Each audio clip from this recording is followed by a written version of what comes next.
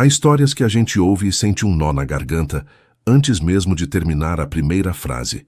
Esta é uma delas.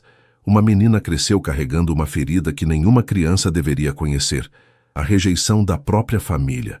Não por maldade dela, não por erro seu, mas simplesmente porque, aos olhos de quem deveria amá-la incondicionalmente, ela não era suficiente.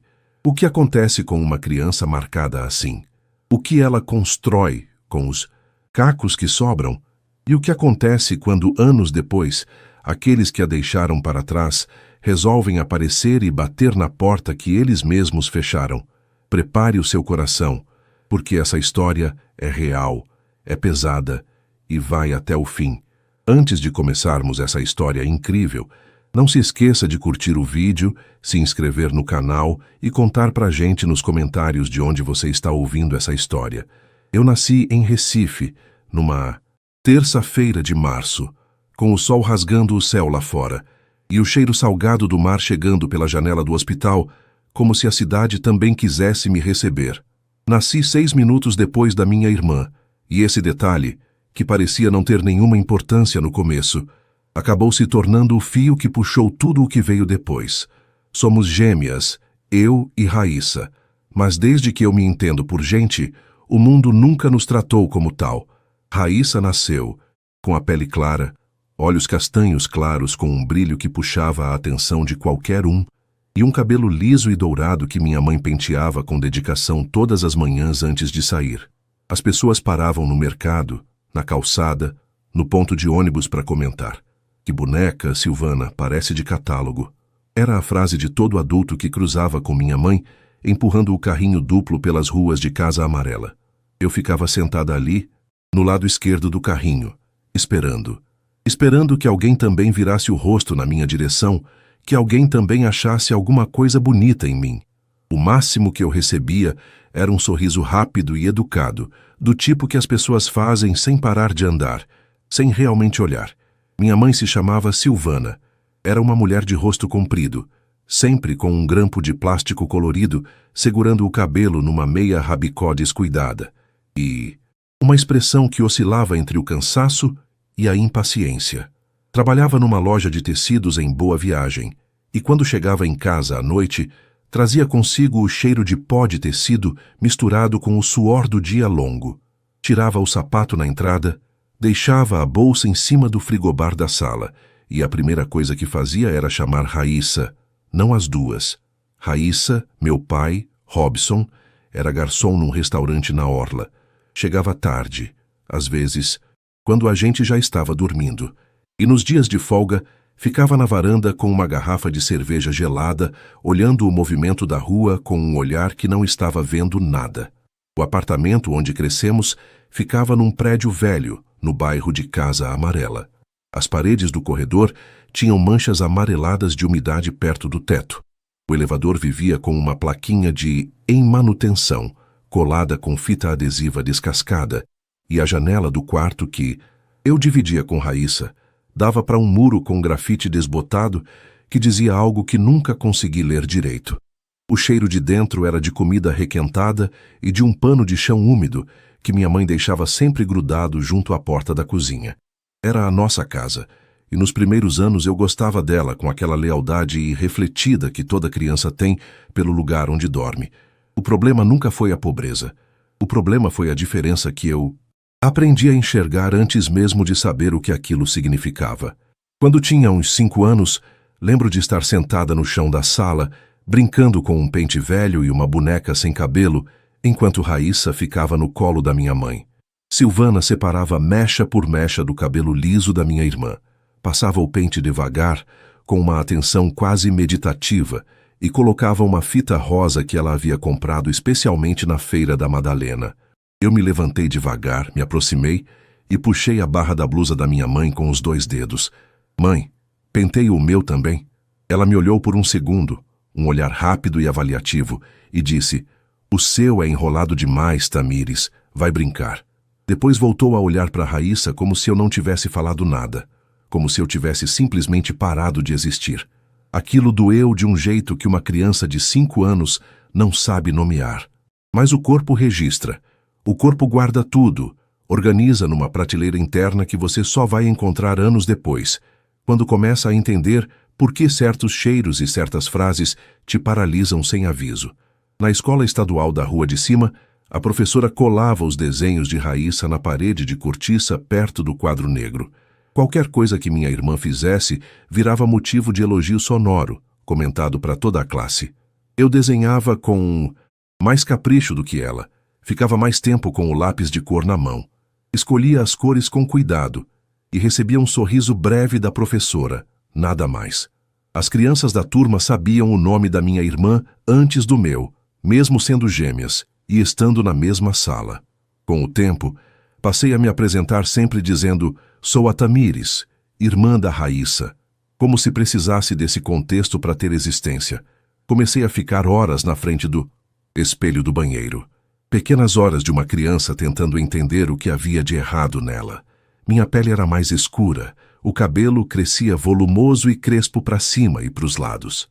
E meu rosto tinha um formato arredondado que eu ficava tentando encontrar nos rostos das bonecas, nas propagandas da televisão, mas nunca encontrava.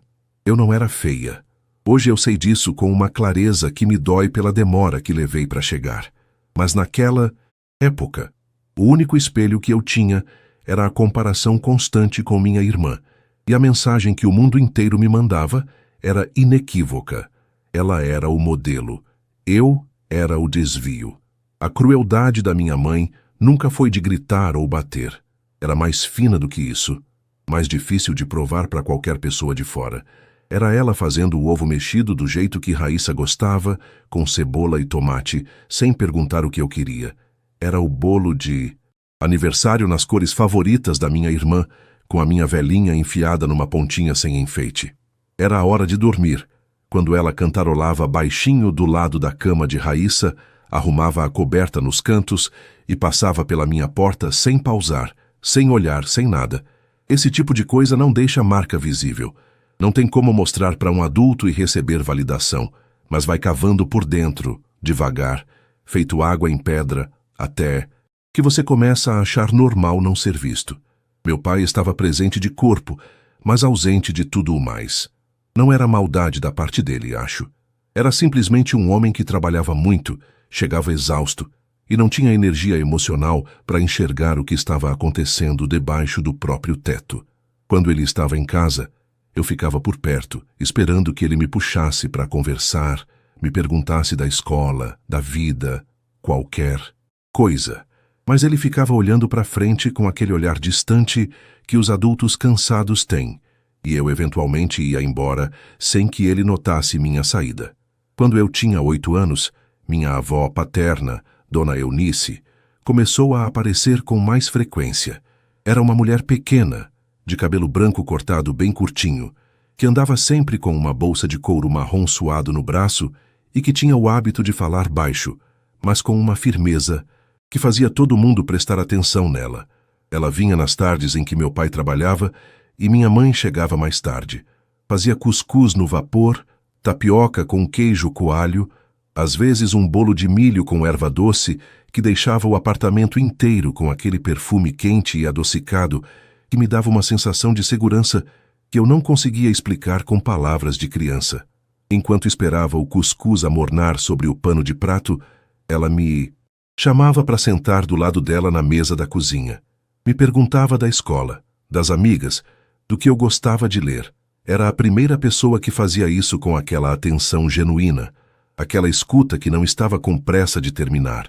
Me olhava nos olhos quando eu falava, comentava o que eu dizia, fazia perguntas que mostravam que ela tinha ouvido a frase inteira, me contava histórias de quando meu pai era criança, dos tempos em que a família morava em Caruaru, do trabalho no roçado, dos forrós de São João que duravam da noite até o sol raiar com forró e sanfona tocando em praça aberta.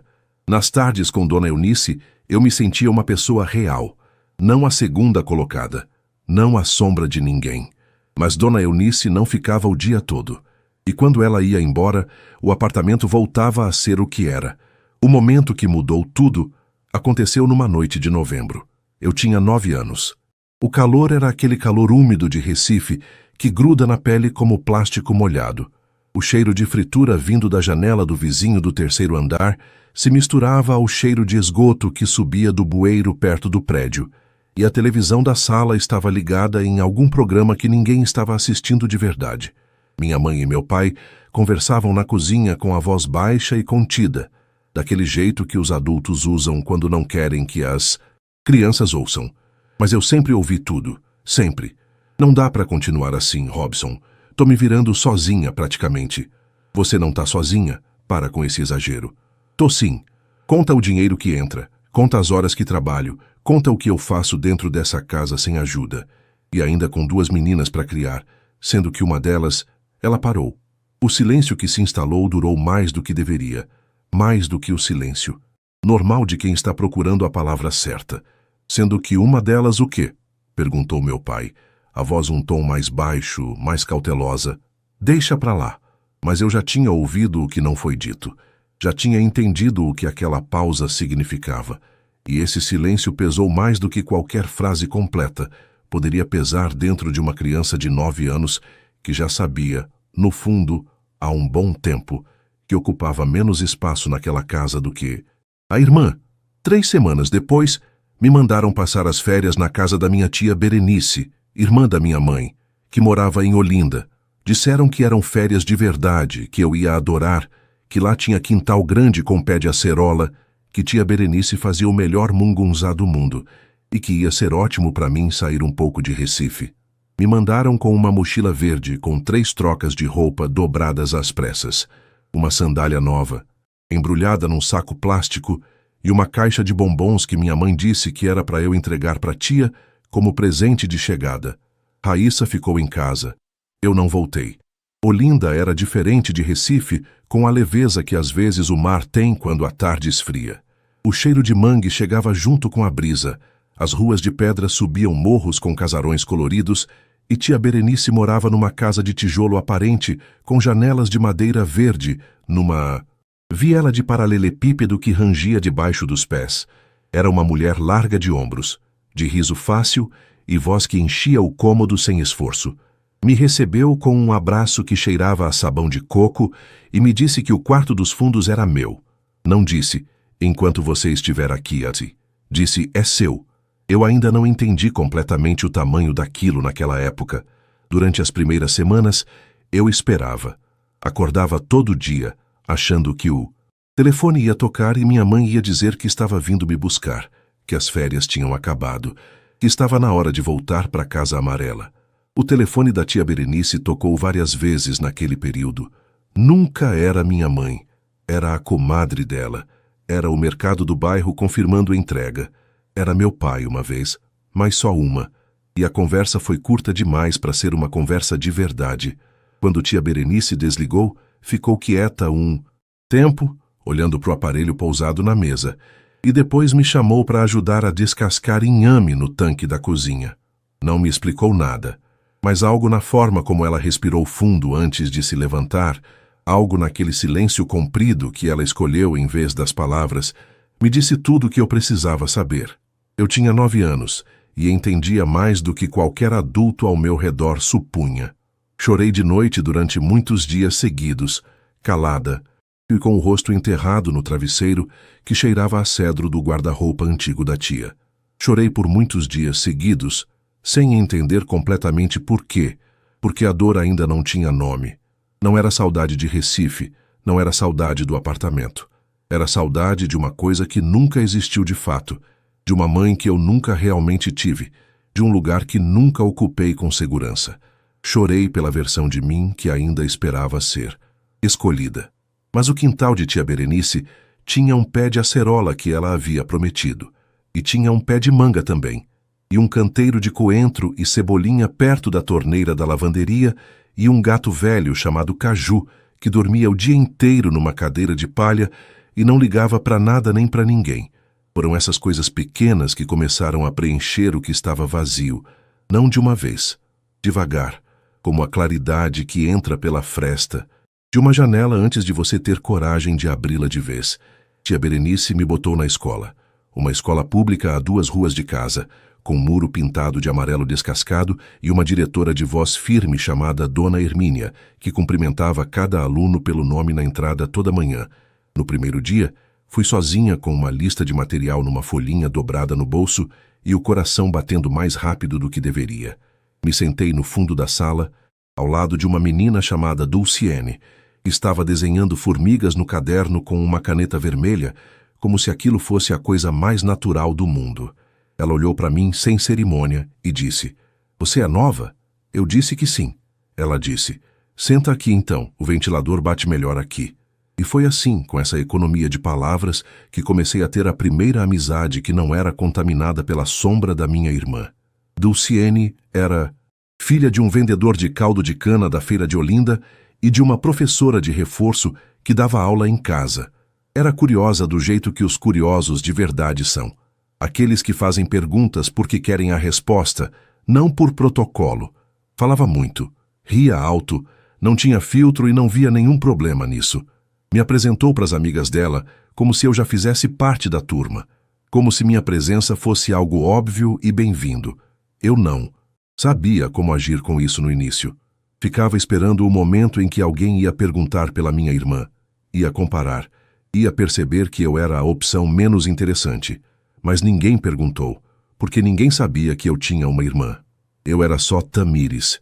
Pela primeira vez na minha vida inteira, eu era só eu, sem contexto, sem comparativo. Aquilo foi o início de alguma coisa que eu ainda não tinha nome para chamar.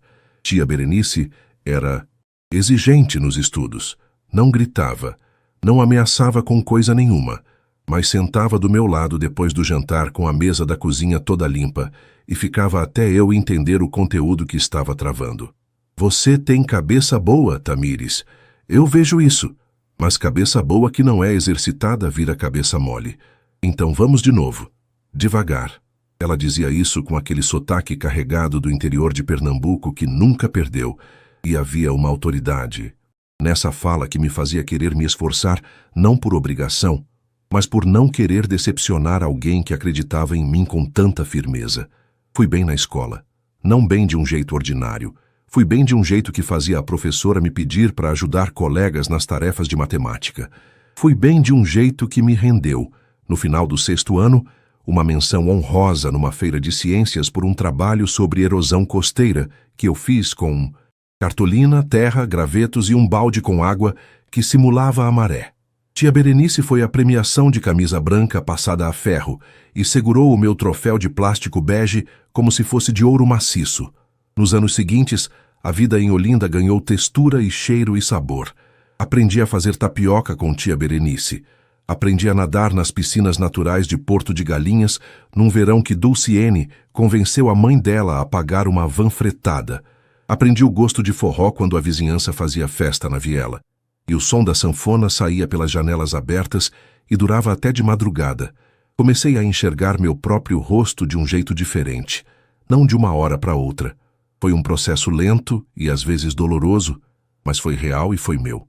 Deixei o cabelo crescer e cuidei dele com óleos e cremes que tia Berenice comprava na farmácia do centro. Aprendi a gostar da minha pele escura, da minha voz, do meu modo de rir que vinha do fundo do peito sem pedir licença. Aos 16 anos, prestei seleção para uma escola técnica em Recife, na área de administração, e passei em 2º lugar numa lista de 80 candidatos. Tia Berenice comprou um frango inteiro, fez galinha assada com farofa de bacon e convidou 3 vizinhas para comemorar na sala. Foi a primeira festa feita na minha honra que eu me lembro com clareza. A primeira. Vez que a comemoração era por algo que eu tinha conquistado, não por algo que eu era ou deixava de ser. Fui para Recife todo dia de ônibus, 1h30 de viagem de cada lado, atravessando a ponte sobre o Capibaribe, com o sol da manhã espalhado na água barrenta. Aprendi contabilidade básica, gestão, português técnico, inglês instrumental. Aprendi a ser pontual, a cumprir prazo, a apresentar resultado com clareza. E aprendi, talvez, mais importante do que qualquer disciplina no currículo, que o esforço sustentado produz coisa real, que não existe atalho que substitua o trabalho feito direito. Quando completei 18 anos, consegui o primeiro emprego como assistente administrativa numa corretora de seguros pequena no bairro de Santo Amaro. Salário baixo, mas era meu. O primeiro salário que recebi, eu dividi em 3 partes. Uma para o custo de vida, uma para poupar e uma para o mercado da semana da tia Berenice, que foi recusar com aquela teimosia carinhosa dela, até eu largar o dinheiro dentro da gaveta da cozinha e sair de casa antes que ela pudesse devolver. Os anos foram passando com aquela velocidade que a vida adulta tem quando você está construindo alguma coisa de verdade. Avancei de cargo na corretora, passei para um escritório maior, fiz faculdade à noite, pagando mensalidade com o que eu mesma ganhava sem pedir nada para ninguém. Arrumei apartamento próprio num bairro simples, mas limpo, com janela que dava para uma praça onde crianças brincavam à tarde e um casal de idosos fazia caminhada toda manhã de mão dada. E foi nesse período que conheci as pessoas que se tornaram a minha família de verdade. Dulciene continuou sendo minha melhor amiga, mesmo quando a vida nos levou para endereços diferentes. Ela se formou em pedagogia e foi dar aula numa escola municipal de Olinda. A gente almoçava junto todo sábado, num rodízio de pizza na Rua da Aurora, que era caro demais para nossa realidade, mas que a gente justificava como investimento essencial na saúde mental. Conheci Genivaldo na faculdade, um contador quieto e honesto, que virou parceiro de trabalho e depois virou o homem com quem eu quis construir uma vida inteira. Conheci Dona Fátima, vizinha de prédio, que batia na minha porta para me dar pedaço de bolo quando assava e que perguntava como eu estava, com aquela sinceridade de mulher mais velha que não quer resposta educada, quer resposta verdadeira. E tia Berenice, que morava agora a 15 minutos do meu apartamento, continuava sendo a primeira pessoa que eu ligava em qualquer notícia boa ou ruim. Ela me ensinou que família não é sangue, é ação, é escolha, é presença quando importa. Com 28 anos, eu tinha um apartamento, uma carreira que havia construído do zero tijolo por tijolo, amizades que valiam mais do que qualquer título em moldura de plástico, e um namorado que me olhava como se eu fosse a pessoa mais interessante da sala, em qualquer sala que a gente entrasse juntos. Eu estava feliz, não de um jeito perfeito, não de um jeito sem cicatriz, de um jeito real e conquistado e profundamente e inteiramente meu. Então, tocou o telefone num domingo de manhã, com cheiro de café passado na cozinha e o som do pagode do vizinho de baixo chegando pela janela aberta com a brisa. Era um número que eu não tinha salvo. A voz do outro lado era de uma mulher mais velha, cansada, com aquele sotaque de Recife que demorei um segundo a reconhecer, porque estava guardado em algum lugar que eu não abria mais.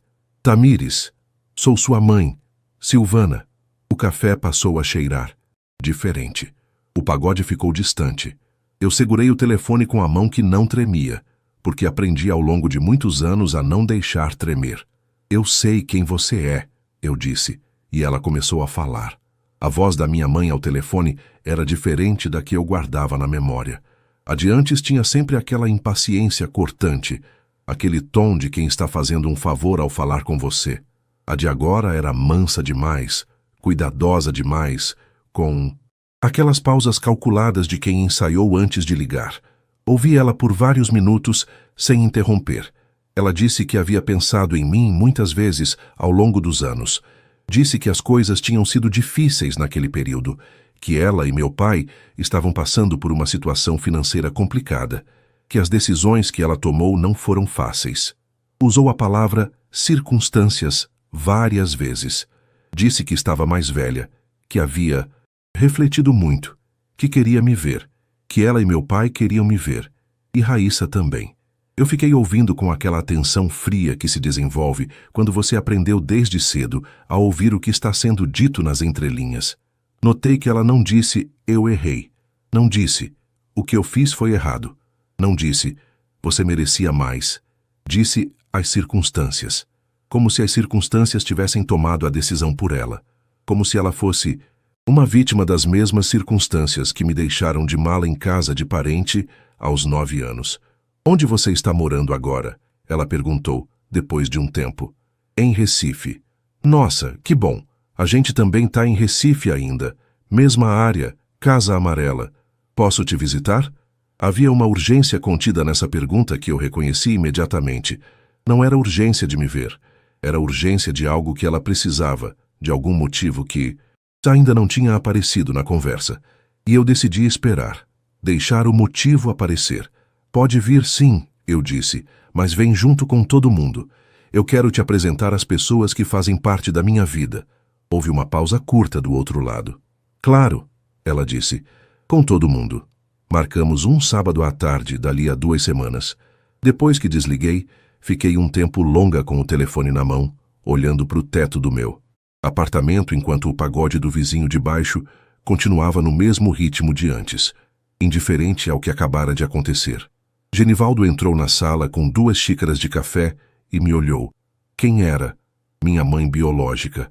Ele sentou do meu lado sem dizer nada por um momento. Depois perguntou, e como você tá? Calma, eu disse, e era verdade. Muito calma. Liguei para tia Berenice primeiro, contei tudo. Ela ouviu até o fim, e quando acabei, ficou em silêncio por um tempo que eu já conhecia. Depois disse, o que você quer que aconteça nesse encontro, Tamires? Não perguntou o que eu ia fazer. Perguntou o que eu queria. Essa diferença era tudo. Quero que eles me vejam, eu disse, do jeito que eu sou agora. E quero que entendam o que abriram mão. Tia Berenice respirou. Então, eu vou estar lá. Liguei para Dulciene em seguida. Dulciene, que conhecia minha história do início ao fim e que nunca me olhou com pena, sempre com respeito. Ela disse que ia cancelar qualquer coisa que tivesse marcada naquele sábado e que eu não precisava nem pedir. Nas 2 semanas seguintes, trabalhei como se nada estivesse diferente. Mas por dentro, ia processando. Ia lembrando de fragmentos da infância que eu havia guardado em prateleiras altas, os que eu não acessava com frequência. O cheiro do apartamento de Casa Amarela. A voz da minha mãe chamando Raíssa. O silêncio do meu pai. A sensação de ser o peso que alguém carregava sem querer, mas ia lembrando também de outras coisas. Do primeiro dia na escola de Olinda com Dulciene, do bolo de milho de Dona Eunice, das noites estudando na cozinha da tia Berenice com o som dos grilos lá fora, do meu primeiro contra-cheque, da defesa do meu trabalho de conclusão de curso, de pé na frente de uma banca, com a voz firme. Naquele sábado, arrumei o apartamento mais cedo do que o necessário. Coloquei flores naturais na mesa da sala, amarelas, que eu havia comprado na feira da praça. Fiz café fresco e comprei pão de queijo quentinho numa padaria perto de casa. Genivaldo ficou do meu lado durante a manhã inteira, sem perguntar muito, sem fazer menos do que precisava. Às 2 da tarde, tia Berenice chegou primeiro. Como sempre chega quem realmente quer estar em algum lugar. Veio de vestido florido azul, com a bolsa de couro marrom no braço. Me abraçou na porta e entrou sem cerimônia, como se entrasse em casa, porque era a casa dela também de alguma forma. Dulciene chegou logo depois de óculos novos e sorrindo com aquela boca larga dela que não escondia nada. Dona Fátima, minha vizinha, pediu para vir também quando soube que ia ter gente, e eu disse que sim. Genivaldo estava sentado no sofá com o cuidado tranquilo de quem sabe exatamente qual é o seu lugar. Às 2h20, o interfone tocou. Desci para abrir o portão. Eram 3. Minha mãe, Silvana, que estava mais velha do que eu esperava, com o cabelo pintado de preto e rugas na testa, que não existiam quando eu tinha 9 anos.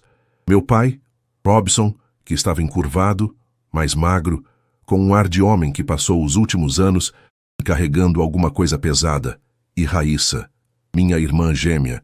Ela era bonita, continuava bonita, com o cabelo liso e um rosto que o tempo havia sido gentil. Me olhou com uma expressão que eu não soube ler de imediato, mistura de curiosidade e algo que poderia ter sido vergonha, ou podia ter sido só desconforto de estar num lugar onde ela não sabia as regras. Subi com os 3 no elevador sem falar muito. Silvana tentou preencher o silêncio, com comentários sobre o prédio, sobre o bairro, sobre como Recife havia mudado. Eu respondi com palavras curtas e entonação neutra. Quando a porta do elevador abriu no meu andar, eu saí na frente. Entrei no apartamento. Eles entraram atrás de mim. Foram 4 pares de olhos que me olhavam da sala. Tia Berenice, Dulciene, Dona Fátima e Genivaldo. A sala de repente pareceu menor e maior ao mesmo tempo. Silvana parou um passo depois da porta, avaliando o cômodo com aquele olhar rápido de quem está catalogando. Robson ficou atrás dela, com as mãos cruzadas na frente do corpo. Raíssa ficou ao lado, olhando para as flores amarelas na mesa. Eu virei para o lado deles e disse, com a voz que aprendi a ter ao longo de todos esses anos, a voz que não tremia: antes de apresentar vocês, deixa eu explicar quem são essas pessoas aqui. Fiz uma pausa curta. O silêncio na sala era o tipo de silêncio que pesa. Essa é a tia Berenice. Foi ela quem me recebeu quando eu tinha 9 anos e me foi entregue como se fosse um pacote que ninguém mais queria. Foi ela quem me colocou na escola, quem sentou do meu lado nas noites de dever, quem foi à minha formatura, quem segurou minha mão em cada momento difícil que tive na vida adulta. Ela é a minha mãe, a única que eu de fato tive. Tia Berenice não disse nada. Ficou parada, com as mãos no colo e os olhos brilhando de um jeito que ela não estava conseguindo controlar. Essa é a Dulciene. Foi minha primeira amiga quando eu cheguei em Olinda sem conhecer ninguém, sem entender o que tinha acontecido comigo. Ela nunca me perguntou por que eu estava lá, nunca me olhou com pena. Me tratou como pessoa desde o primeiro dia. É minha família. Dulciene assentiu com a cabeça, os olhos ligeiramente úmidos, mas a boca firme. Esse é o Genivaldo. É o homem que me escolheu, que fica, que está aqui hoje porque quis. Essa é a Dona Fátima, minha vizinha, que bate na minha porta com bolo e pergunta como eu estou porque se importa de verdade. Virei para Silvana. Ela estava com a expressão de quem não esperava esse roteiro. E vocês? Eu disse com a mesma voz firme, a mesma calma que havia me custado anos construir. São as pessoas que me abandonaram. O apartamento ficou em silêncio absoluto. O tipo de silêncio que não existe nos filmes. Na vida real, é só o zumbido do ar-condicionado e o som da própria respiração. Silvana abriu a boca. Fechou. Abriu de novo. Tamires, eu vim aqui porque... Eu sei por que você veio. Eu disse, sem agressividade, sem raiva, com a clareza de quem pensou muito nesse momento. Você veio porque a vida ficou mais difícil, porque envelheceu, porque de alguma forma precisava de alguma coisa que imaginou que eu poderia oferecer, seja atenção, seja ajuda, seja só a sensação de que o passado pode ser reescrito com uma visita. Mas eu não tenho nada disso para dar, não porque eu seja cruel, mas porque essas pessoas aqui, e eu gesticulei para o lado da sala, são quem eu tenho, são quem eu escolho, e não há espaço para quem me escolheu por último. Raíssa olhou para o chão. Meu pai pigarreou sem dizer nada. Silvana ficou olhando para mim com uma expressão que eu nunca tinha visto no rosto dela. Ela estava sem reação, sem o grampo de plástico no cabelo, sem a impaciência de antes, sem o cansaço ensaiado. Era só o rosto de uma mulher confrontada com o resultado de tudo que havia feito ou deixado de fazer, sem ter como negar, sem ter como reescrever. Depois de um momento longo, eu disse, podem ficar para tomar um café se quiserem, mas saibam onde estão, saibam quem sou, e saibam que não vim até aqui sozinha. Nenhum dos 3 ficou para o café. Saíram em fila, quietos, da mesma forma que chegaram, só que agora sem nenhuma das expectativas que trouxeram consigo. Quando a porta fechou, tia Berenice se levantou da cadeira, cruzou a sala e me abraçou sem dizer nada, e eu deixei, porque havia algumas coisas que palavras não precisam fazer, e um abraço de quem ficou quando poderia ter ido embora diz tudo o que precisa ser dito. Dulciene fez um comentário baixinho que fez todo mundo rir de um jeito que soltou alguma coisa que estava presa no ar. Genivaldo foi buscar o café que ainda estava na cafeteira. Dona Fátima disse que estava com fome e perguntou se tinha mais pão de queijo, e ficamos ali, nós 5, na minha sala com flores amarelas na mesa, tomando café numa tarde de sábado. Em Recife, não era uma cena de vitória espetacular, era algo mais real do que isso.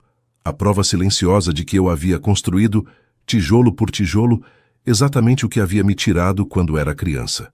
Um lugar onde eu era vista, um lugar onde eu era escolhida, um lugar que era completamente e irrevogavelmente meu,